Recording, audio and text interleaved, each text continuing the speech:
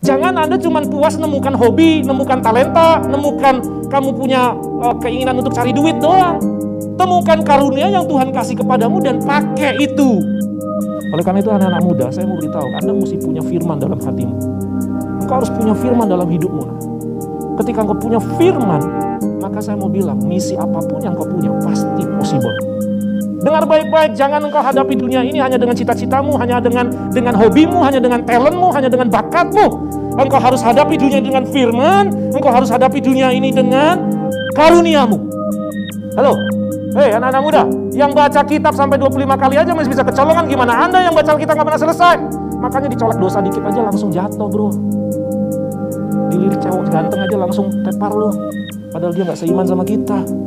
Ditawarin apa kayak langsung kita gampang ngambil. Yang namanya manusia Tuhan sudah desain, Tuhan sudah ciptakan dari sejak awal. Tuhan tuh sudah kasih sebuah gen, ya sudah sebenarnya natur dalam diri manusia bahwa semua manusia mereka punya misi dalam hidupnya. Dukung channel ini sehingga terus bisa berkembang, dan lewat channel ini kalian akan mendapatkan lagu-lagu pujian, Anda akan mendapatkan pesan-pesan Tuhan, Anda akan mendapatkan pengajaran-pengajaran, Anda akan mendapatkan tuntunan, bimbingan, motivasi, dan semangat kekuatan. Anda juga akan mendapatkan inspirasi-inspirasi yang akan mengubahkan pola pikir kita.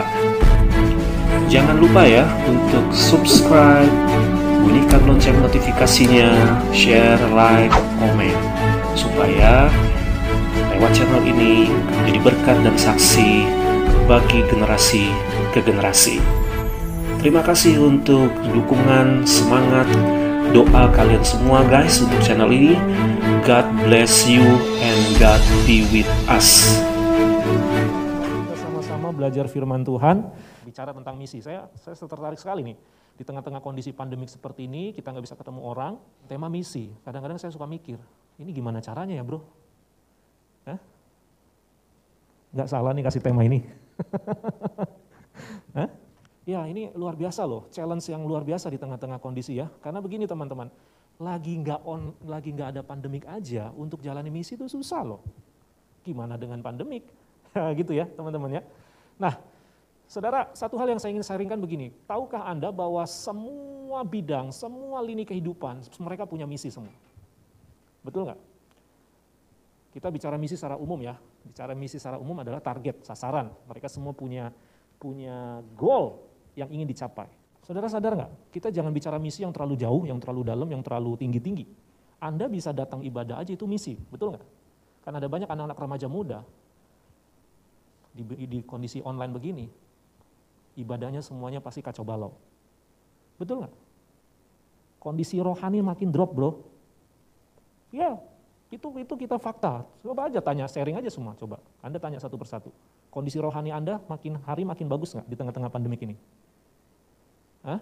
Waktu ibadah Anda makin bagus nggak? Yang melayani. Anda yang melayani, bagaimana pelayanan Anda? Masih bisa tetap melayani Tuhan nggak walaupun tidak bisa melayani di gereja secara langsung? Semua kondisi berubah loh. Jadi teman-teman yang dikasih Tuhan, mari kita belajar bahwa bicara tentang misi ini jangan terlalu yang muluk-muluk dulu teman-teman. Ya, dan saya mau beritahu Anda harus punya jiwa misi dalam diri kalian, dan itu nggak bisa hilang dalam diri manusia. Yang namanya manusia Tuhan sudah desain, Tuhan sudah ciptakan dari sejak awal. Tuhan tuh sudah kasih sebuah gen, ya sudah sebenarnya natur dalam diri manusia bahwa semua manusia mereka punya misi dalam hidupnya. Betul tidak? Iya. Nah, misi ini juga ada tingkatan-tingkatannya nih. Ada tingkatan-tingkatannya, yang paling simpel ya pasti misinya untuk kepentingan diri kita, betul nggak? Minimal Anda ingin mencapai target cita-citamu dong. Misi nggak? Halo? Punya cita-cita di sini? Halo? Siapa yang belum tahu cita-citanya mau jadi apa? Boleh angkat tangan? Oh, sudah tahu semua ya. Oke, boleh dong saya tes sebentar ya. Adek punya misi apa, cita-cita apa, boleh tahu? Jadi apa? Jadi pendeta ya? Jadi hamba Tuhan ya? Saya dengarnya jadi hamba Tuhan loh. Jadi apa? Pengacara. Wih keren, tepuk tangan dong. Ini masih anak SMP ya. Naik kelas 9 sudah punya jiwa pengacara loh. Punya misi untuk jadi pengacara. Ada yang lebih tinggi lagi dari pengacara? Nah yang di depan ini coba dong, boleh dong. Yang gimana bro, mau jadi musisi atau jadi apa? Oh udah menikah, kok masih mau bangun keluarga harmonis lagi sih? Oh gitu, wih masih muda loh ya, luar biasa. Itu juga misi pribadi kan. Cita-cita Anda itu jadi misi Anda pribadi. Tetapi hari ini tema yang disampaikan, ini nih. Mission possible.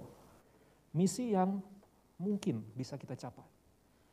Nah teman-teman yang dikasih Tuhan, anak-anak youth, saya coba ajak kalian untuk lihat satu ayat firman Tuhan. Saya ingin ajak Anda satu ayat saja, kita buka sama-sama yuk firman Tuhan ini. Dalam 2 Timotius 4 ayat 2. Saya jadikan ini misi kita bersama. Dan menurut saya misi ini misi yang possible. Artinya yang kalian bisa capai. Kalian bisa capai. Kita baca sama-sama yuk. 2 Timotius 4 ayat 2 ya. 1, 2, 3. Beritakanlah firman. Oke. Nyatakanlah. Tegurlah dan nasihatilah dengan segala. Oke. Saudaraku yang dikasih Tuhan. Mari kita lihat berikutnya ya. Nah ini ada 2 judul nih. Ada yang sudah nonton film ini? Ini Korea yang pemainnya nih. Ada yang kenal nih siapa wajahnya? Mirip-mirip pemain bass tadi kan? Mirip kan? Ya enggak? Mirip loh. Tuh, lihat tuh. Kan punya 2 mata, 1 mulut, 1 hidung, 2 telinga. Sama kan mirip kan? Nah, yang wanita ini mirip kayak tadi song leader di sini ya. Nah, ini kan ini semua misi ini tercapai loh walaupun ini ada judulnya Mission Impossible. Ini kayak saya lah, mirip-mirip ya kan ya. Gak jauh-jauh beda lah pakai kacamata miripnya sama kacamata. Ini semua disebut Mission Impossible. Impossible tidak mungkin, tapi kalau Anda nonton filmnya sampai seri 1, 2, 3 sampai yang berapa kali, misinya tercapai nggak? Tercapai, jadi apanya impossible? Apanya impossible? Ya kan? Walaupun susah payah tetapi tercapai. Ini juga apalagi Mission Possible, jelas Mission Possible. Jadi done, semua selesai, kerjakan. Tapi ini kan film. Ini kan film, nggak real, nggak nyata. Tapi saya mau beritahu anak-anak muda di sini, ayat firman Tuhan tadi, teman-teman, ini nyata. Ini nyata. Ini ayat yang nyata. Ini bukan film, bro. Ini real. Anda sebagai anak remaja, karena Paulus menulis ini kepada Timotius, saat itu anak muda. Dia belum berumah tangga, dia masih anak remaja muda, tapi dia menjadi gembala. Gembala junior. Dan Paulus kasih ingetin sama dia, hey Timotius, beritakan firman, siap atau tidak siap waktunya. Misi possible. Amin. Bener nih, possible atau impossible nih? Masalahnya, coba baca baik-baik. Beritakanlah firman, siap, sedialah, baik atau tidak baik waktunya. Kalau kita beritakan firman keadaannya baik, gampang bro. Tapi gimana kalau kondisinya nggak baik?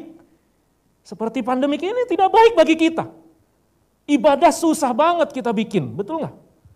Susah loh.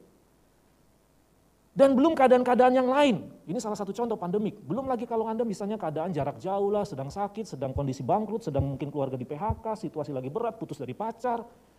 Hah? Betul nggak? Susah sekali teman-teman. Tapi Paulus ingatkan Timotius, hai Timotius beritakan firman, siap atau tidak siap waktunya.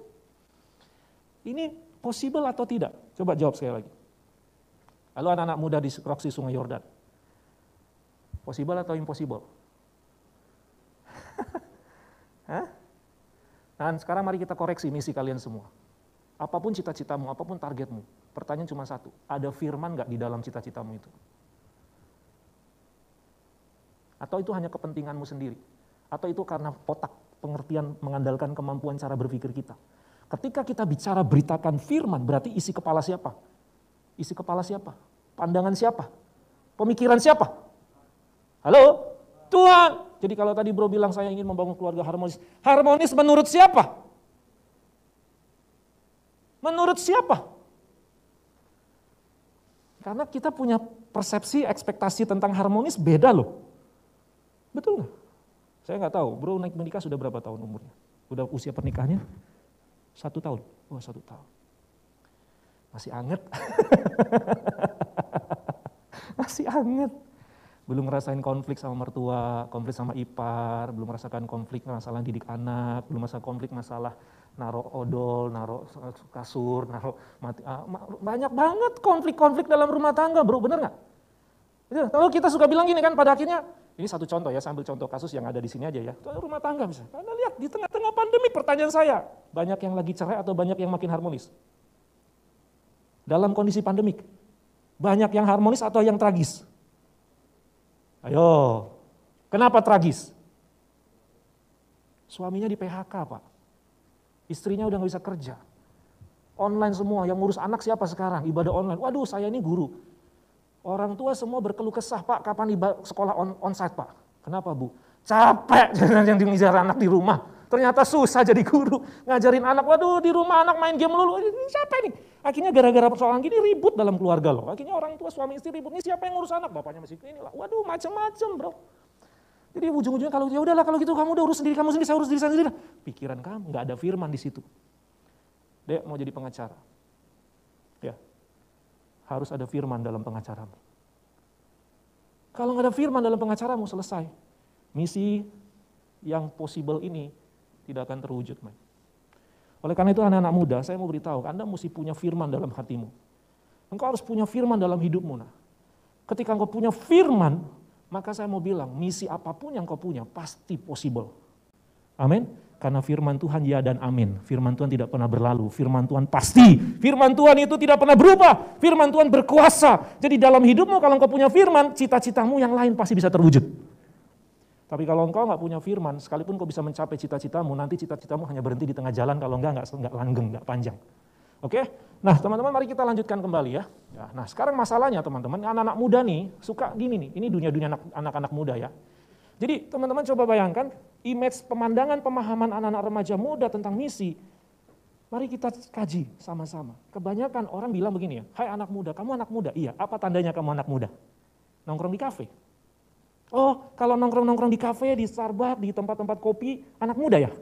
Kalau nggak nongkrong di situ nggak disebut anak muda? Nah, definisi anak muda aja berantakan loh. Belum misinya. Ini pemahaman anak muda aja nih. Oh, kalau anak muda itu mesti dugem ya? Kalau nggak dugem nggak anak muda? Anda kira yang dugem cuma anak muda, Pak? Kamu lihat aja tuh. Banyak pelakor-pelakor juga di sana ya. Banyak juga suami-suami di sana, emak-emak, oma-oma juga bisa dugem. Anda kira ini? Nah, free sex, Anda kira yang main free sex cuma anak muda doang? Apalagi zaman sekarang.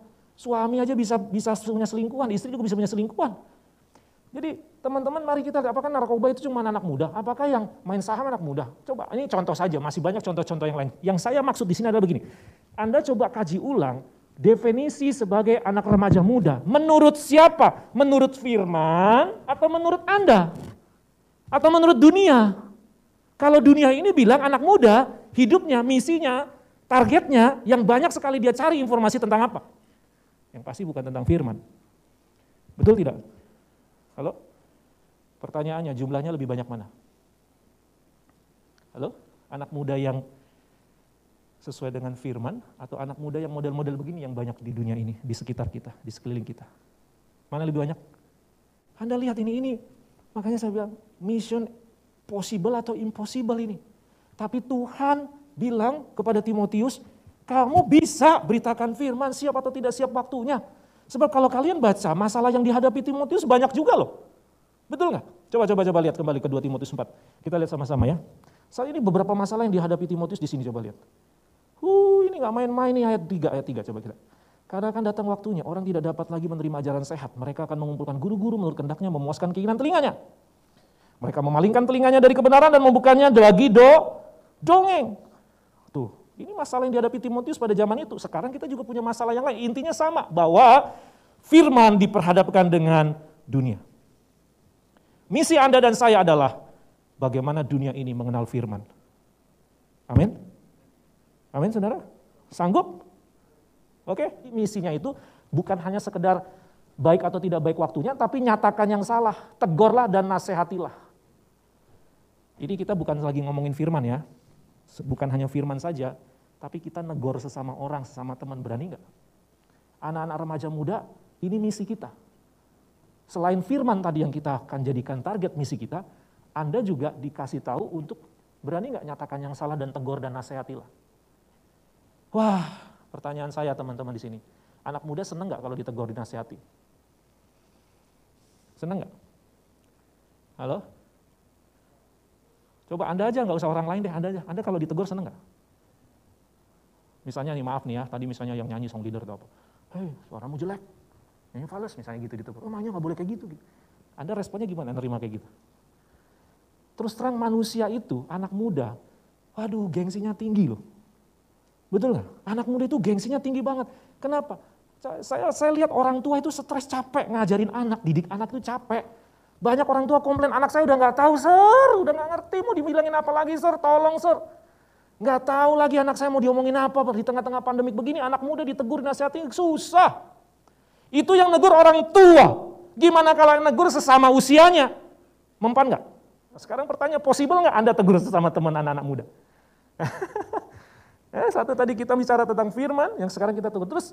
Nah ini berikutnya, sabar ya dalam pengajaran. Anak-anak muda senang nggak dengan pengajaran? Pengajaran apa ini? Pengajaran firman pastinya, betul nggak? Pengajaran firman. Anak-anak muda senang nggak dengan hal pengajaran begini? Waduh, pemuritan. Ini bicara pemuritan. Senang nggak anak-anak muda begini? Waduh, nah jadi teman-teman yang dikasih Tuhan, bagaimana kita supaya ini semua bisa tercapai? Bagaimana caranya supaya misi kita memberitakan firman siap atau tidak siap waktunya bisa tercapai? Bagaimana Anda supaya bisa menasihati dan menegur orang lain bisa tercapai? Bagaimana supaya Anda punya kesabaran dan Anda tetap hidup dalam pengajaran bisa tercapai? Ini pertanyaannya ya, jadi teman-teman ayat ini bilang bukan berarti kita itu modal nekat.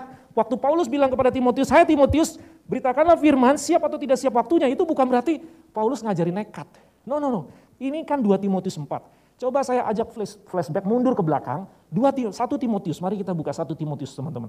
Nah jawabannya di sini. Ya. Ini 1 Timotius 4, ayat 12-16. Nah mari kita baca sama-sama. Ini masih dalam Timotius ya, 1 Timotius 4, 16 bersama-sama. Awasilah dirimu sendiri dan awasilah ajaranmu, bertekunlah dalam semuanya itu, karena dengan berbuat demikian engkau akan menyelamatkan dirimu dan semua orang mendengar. Semua orang mendengar. Wih, seneng gak kalau kita semua orang dengerin kita? Masih muda, Pak Gembala dengerin kamu. Masih muda, papimu dengerin kamu. Masih muda, guru dengerin kamu. Misi tercapai dong kalau orang mau dengerin kita, bener gak? Jadi waktu kita beritakan firman, didengerin gak? Didengerin. Possible kan? Possible. Jadi ini teman-teman, perhatikan ayat 12. Ini yang harus Anda miliki dan saya. Ini persiapan. Kalau Anda mau mencapai 2 Timotius 4 tadi ayat 2, supaya Anda dan saya bisa memberitakan firman siap atau tidak siap waktunya, Anda bisa menegur dan menasihati setiap orang, Anda juga bisa punya kesabaran dalam pengajaran dan orang mendengarkan Anda. Syarat yang pertama, jadilah teladan. Serius, ini saya mau kasih tahu. Contoh nih ya, ini mohon maaf ya, saya tidak ada bermaksud apa-apa, ini yang pelayanan. Orang yang melayani pasti levelnya lebih tinggi dari jemaat, betul kan? Dari anak remaja muda yang biasa yang cuma datang nggak melayani, yang melayani pasti lebih baik dong, betul ya? Tapi saya mau tanya sama Anda, ada jemaat yang rajin ibadah jam 11, dia jam setengah 11 sudah sampai di sini. Pelayan Tuhan jam 11 belum nyampe. Siapa yang jadi teladan? Siapa yang jadi teladan? Nah kalau misalnya pelayan Tuhan ini ngomong, didengerin nggak? Ayo dong, kita mesti melayani Tuhan, semangat! Harus rajin melayani Tuhan. Lu datang jam 11.15 bro. Lu datang pas-pasan bro. Didengerin nggak? Kagak.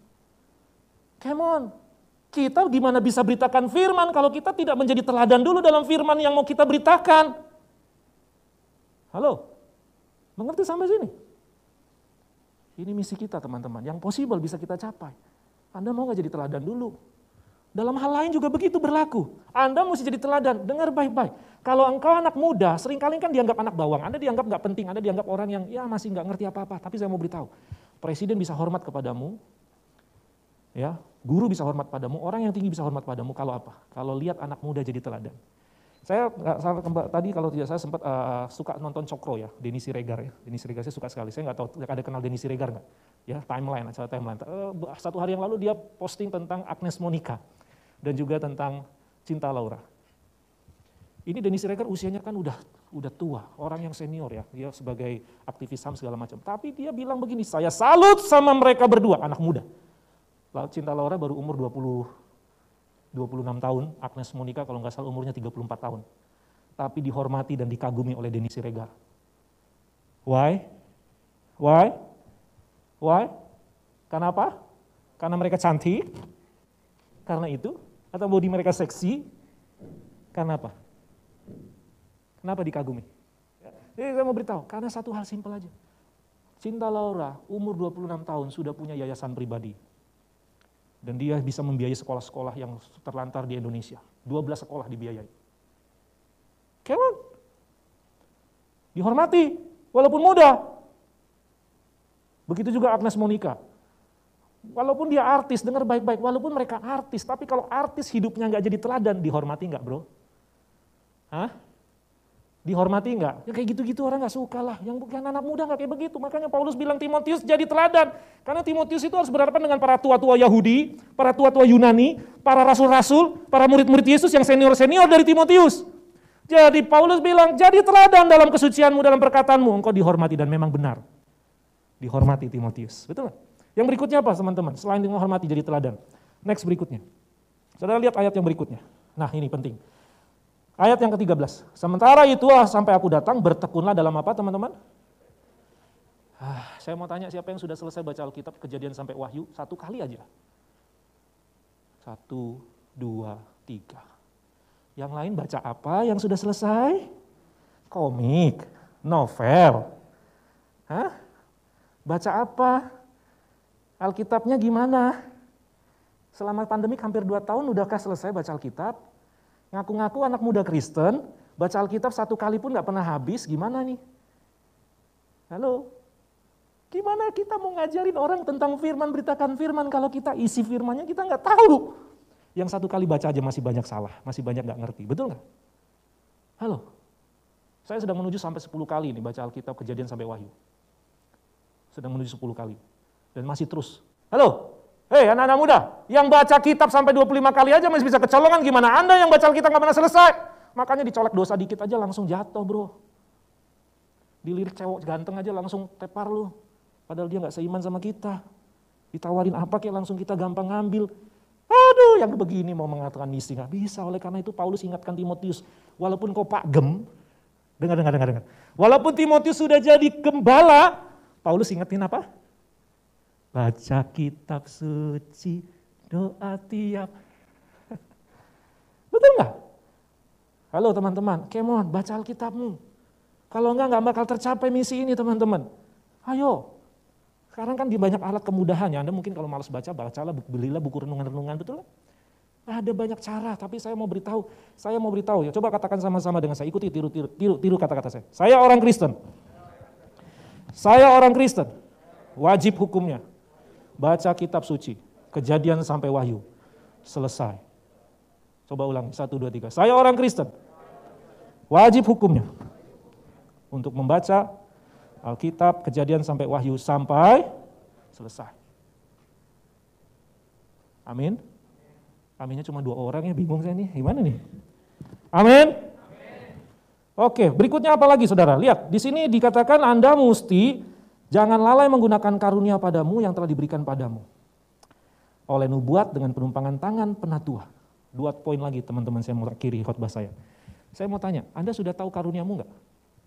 Anda sudah tahu cita-citamu, Anda sudah tahu mimpi-mimpimu, Anda sudah tahu pengenmu apa, tapi pertanyaan saya sebagai anak muda, supaya Anda bisa menjalankan misi, engkau sudah tahu belum karuniamu apa? Siapa yang sudah tahu karunianya apa? Boleh angkat tangan? Menyedihkan ini teman-teman. Serius. Anak muda engkau harus tahu karuniamu. Tanya Pak Gemong, tanya Pak Manu, gimana Kak saya bisa temukan karunia saya? Jangan Anda cuma puas nemukan hobi, nemukan talenta, nemukan kamu punya keinginan untuk cari duit doang. Temukan karunia yang Tuhan kasih kepadamu dan pakai itu.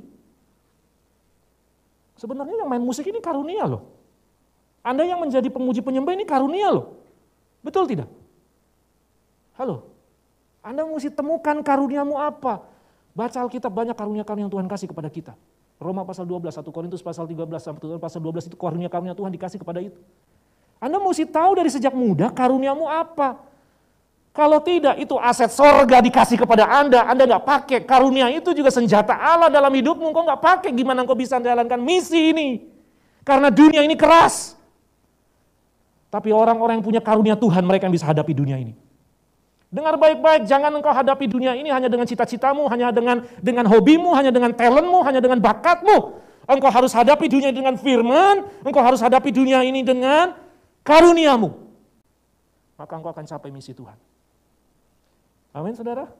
Cari PR ya, saya kasih tantangan Anda. Nah yang berikutnya teman-teman nih, karunia kamu harus engkau temukan. Yang kedua berikutnya gini, pernah nggak engkau dapatkan nubuatan? Pernah engkau dapatkan nubuatan? Siapa yang pernah dapat nubuatan? Wah luar biasa. Luar biasa, makanya saya percaya orang-orang yang pernah dapat karunia, pernah dapat nubuatan itu akan eksis dalam Tuhan. Ya, pernah nggak? Oke, kalaupun Anda nggak pernah dinubuatin, tadi ayat ini bilang, pernah nggak Anda ditumpangin tangan sama hamba Tuhan? Pernah? Ya, saudara dengar baik-baik, cari nubuatan nggak jauh-jauh, nggak harus tunggu KKR, tunggu nabi, tunggu siapa hamba Tuhan atau Suset Heting atau siapa yang datang ke gereja ini yang nubuatin Anda, atau tunggu Pak Gembala. Dengar baik-baik, ada wakil Tuhan di bumi ini, yang Tuhan berikan untuk kamu dan saya, namanya Papi Mami. Oke? So, kalian jadi anak remaja muda. Kalau engkau ingin menjadi anak muda yang punya misi Tuhan, pastikan kau jadi orang muda yang selalu bilang gini sama Papi Mami, Papi, please, pray for me. Papi, katakan sesuatu buat saya. Dan kamu dengerin Mami ngomong apa. Saya percaya orang tua itu wakil Tuhan, kalau dia ngomong sesuatu pada anaknya itu bisa jadi. Makanya jangan lawan sama orang tua loh. Nanti kalau kamu lawan orang tua dinubuatinya jadi apa? Jadi maling kundang ya? Enggak lah. Saya yakin orang tua Kristen gak mungkin kutuk anaknya jadi batu. Betul gak? Dengerin dan minta doain. Siapa di sini yang masih mau minta doain papi maminya? Papi tumpangin tangan atas saya. Anda mau kerja, Anda mau sekolah. Boleh saudara. Mulai biasakan tradisi Kristen ini. Buat Anda yang sudah menikah, kalau nanti sudah punya anak, tumpangin tangan anakmu. Kalau misalnya itu dalam kandungan, tumpangin tangan dalam kandungan anak itu. Suami istri saling doain. Papi tumpangin tangan buat saya, mami tumpangin tangan buat saya. Ini kekuatan saudara. Sehingga misi itu bisa dijalankan dengan baik. Amin. Halo, sampai sini paham? Sampai sini mengerti? Yang terakhir saudara, kalau itu sudah sampai terjadi semuanya, tetap Paulus ingatin, awasi dirimu. Tetap kontrol dirimu. Kita mesti ngawasi diri kita sendiri. Setiap hari kamu mesti ngawasi. Seperti Daud selalu berkata setiap malam, Daud itu doanya begini saudara. Tahu enggak? Daud itu kalau malam doanya, Tuhan selidikilah hatiku dan batinku. Apakah ada hatiku serong? Apakah ada hatiku serong hari ini? Itu cara ngecek ngawasi setiap hari. Saya pesan sama anak-anak muda, setiap kali engkau doa malam, ucapkan kalimat ini dalam dirimu, Tuhan selidiki hatiku. Roh Kudus selidiki. Ada enggak yang saya perbuat hari ini yang melukai hatimu dan saya menyimpang dari jalan-jalanmu? Itu cara yang bagus untuk mengawasi hidup kita setiap hari. Dan kalau Anda lakukan ini, maka waktunya baik atau tidak baik, Anda akan tetap bisa beritakan firman Tuhan. Yang percaya tepuk tangan bagi Tuhan Yesus.